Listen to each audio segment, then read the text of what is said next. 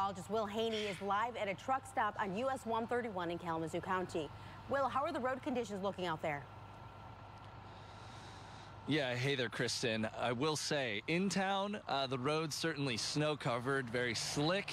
The visibility poor at times. You get a little outside of Kalamazoo onto US 131 heading north. We're here just a little south of D Avenue at the rest area here. You get outside of town where there's a little less trees, there's a little less buildings, and the visibility is a lot worse. And it's really those gusts leading to the poor periods of visibility. As we look and show you US 131 right now, traffic is going pretty slow. It does seem like people heeding that warning and for the most part staying home. We haven't seen a ton of traffic out here, which is again a great sign.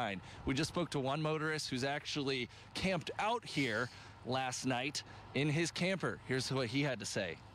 Yeah, I was hoping to get ahead of it, but it didn't work out that way. And then we're almost in the whiteout condition. I mean, the snow's not that big, but it's coming down enough it's hampering your visibility. Do you have anything else you would say to motorists or anybody out here? Don't travel under these conditions unless you have to, because anything can happen at any moment.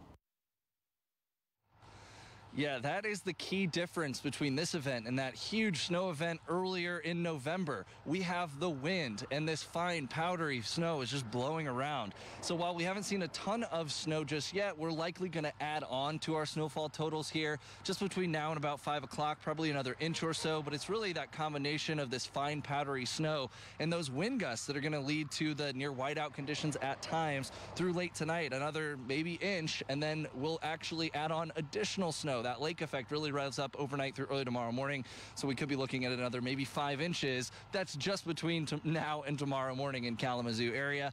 Again, it's the key of that snow and blowing snow, the wind gusts frequently over 35, the reduced visibility less than a quarter mile that makes that blizzard condition, and this is what leads to that just really dangerous travel. So stay home unless you're in an emergency situation or you absolutely have to be out. I'm live in Kalamazoo County. Meteorologist Will Haenni, back to you.